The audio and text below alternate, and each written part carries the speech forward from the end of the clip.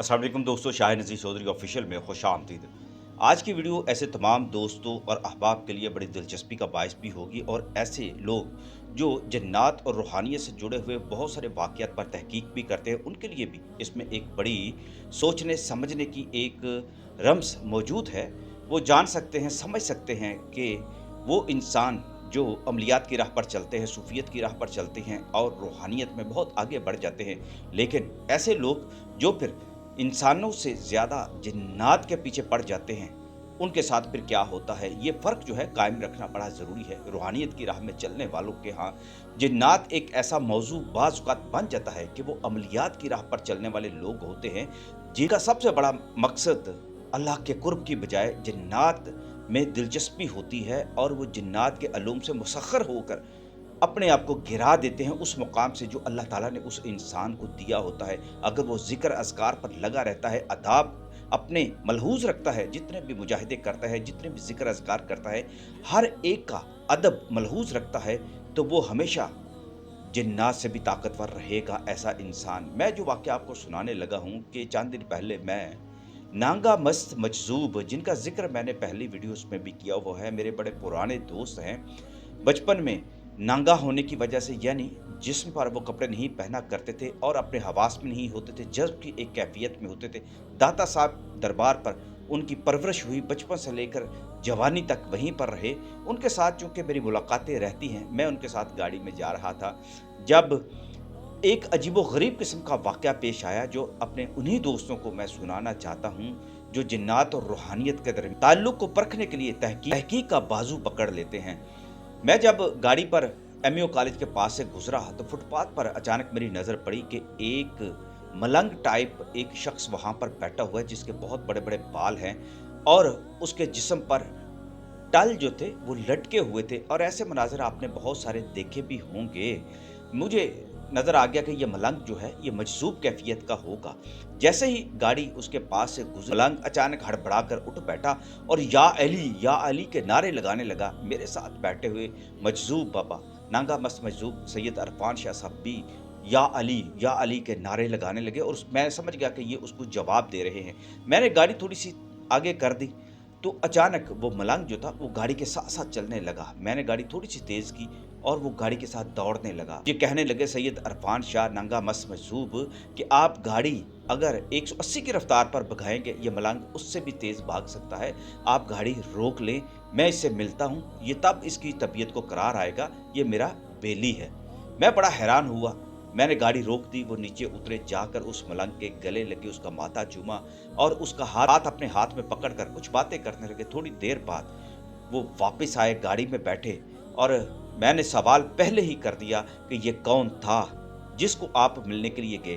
वो कहने लगे इसने हमारी खुशबू सूंघ ली थी और इसको महक आ गई थी, लिहाज़ा ये जो आम दुनिया को नज़र आता है कि ये सोया पड़ा एक मरा हुआ सा एक इंसान है, एक मजज़ूब इंसान है, एक मलंग इंसान है। जैसे लोग ऐसे शख्सियात के बारे में, ऐसे लोगों के बारे में सोचते रहते हैं, लेकिन हकीकत में उनको उनके मुकाम का कोई इल्म नहीं होता। लेकिन इनकी हिस्सियात, इनकी रूहानियत, इनका मुकाम इतना बड़ा होता है, ये कोई वही जान सकता है जिसको अल्लाह ताला कोई ऐसा इल्म अता करता है। इसने मेरी खुशबू सूँघ ली थी, महक मेरी सूँघ ली थी और मुझे पता चल गया था ये मेरा पुराना बेली है। ये वही बेली है जिस ज़माने में मैं दाता साहब में अपनी हालत मजज़ूबी में रहा करता था और ये भी वहाँ रहता था, लेकिन ये दरवाज़े के बाहर था और मैं दरवाज़े के अंदर।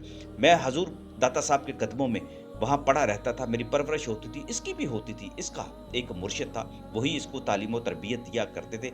ये वक़्त गुज़रता चला गया और जब बहुत सारे हक़ाइक़ खुले तो मालूम हुआ कि इसको नादे अली पढ़ने का बड़ा शौक था, जो इसके मुर्शिद ने उसको सिखाया था और ये पढ़ा करता था, बड़े लहन के साथ पढ़ा करता था। और हकीकत ये थी, जब ये पढ़ा करता था तो मुझे लगता था कि मैं सिर्फ अकेला नहीं, पूरी कायनात के अंदर बिखरे हुए जिन्नात जो हैं वो इकट्ठे हो जाते हैं और जो मौला अली के साथ अकीदत रखते हैं, वो सारे के सारे जिन्नात इकट्ठे हो जाते हैं। बड़ी खूबसूरत इसकी आवाज़ थी। फिर ऐसा हुआ कि इसका मुर्शिद फ़ौत हो गया और ये दीवानों की तरह आगे पीछे फिरा करता था और फिर आहिस्ता-आहिस्ता इसको नादे अली भी भूल गया था और यही इसकी कैफ़ियत रहती। फिर मुझे पता चला कि इसको दोबारा से नादे अली पढ़ना आ गया है, लेकिन हक़ाइक़ ये खुले कि ये एक ऐसी राह पर चल पड़ा, एक ऐसे बंदे के हाथ लग गया जो अमलियात का माहिर था। और अमलियात के माहिरीन जो होते हैं उनके अल्लूम को हासिल करने के अपने ही तरीके, अपने ही आदाब होते हैं, जिनको मैं तो कभी पसंद नहीं करता। लेकिन उस अमलियात के माहिर के लिए ये मेरा मलंग दोस्त बहुत बड़ी एक असासा था, बड़ी गनीमत थी। उसने इनको नादे अली जो सिखाने की कोशिश की थी, और उसके लिए उसने जिन्नात का तवस्सल हासिल कर लिया था।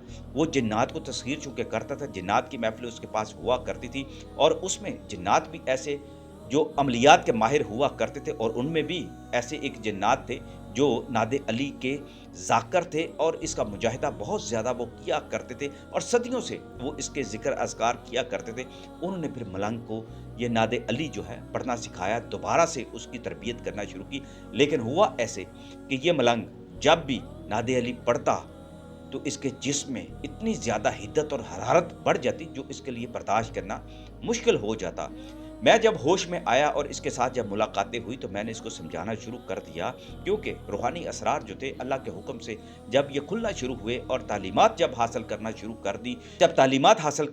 कर दी, जितनी भी दीनी तालीम है, और साथ रूहानियत के असबाक पढ़ना शुरू कर दिए, और यूनिवर्सिटी में साथ दाखिला भी ले लिया, तो मैंने फिर इस मलंग को समझाना शुरू किया कि अपने ज़िक्र अज़कार, और ख़ास तौर पर नादे अली जो है वो बेहतर होता, तो उसके लिए अपना उस्ताद जो है, अपना मुर्शिद जो है, वो किसी इंसान को ही रखते तो ज़्यादा बेहतर है। अगर तुम इसी तरह रहोगे, एक जिन की सोहबत में रहोगे, और उसी को अपना उस्ताद समझना शुरू कर दोगे, तो तुम्हारे लिए बड़ी मुसीबत होगी, तुम हाल में आ नहीं सकोगे, तुम्हारी कैफियत इसी तरह रहेगी। और आज आप ये मंज़र देख लें कि इसने मेरी बात पर अमल नहीं किया, और आज भी उसी राह पर चल रहा है। अभी भी मैंने उसको यही बात समझाने की कोशिश की, लेकिन ये तो अपने हाल में मस्त है, और अपने हाल में जो मस्त हो जाता है, जब तक अल्लाह ना चाहे वो निकल नहीं सकता, और बड़ा मुश्किल होता है अगर उसको कोई ऐसा उस्ताद, मेंटोर, मुर्शिद मिल जाए जो उसकी तरबियत करे, सख्ती से तरबियत करे।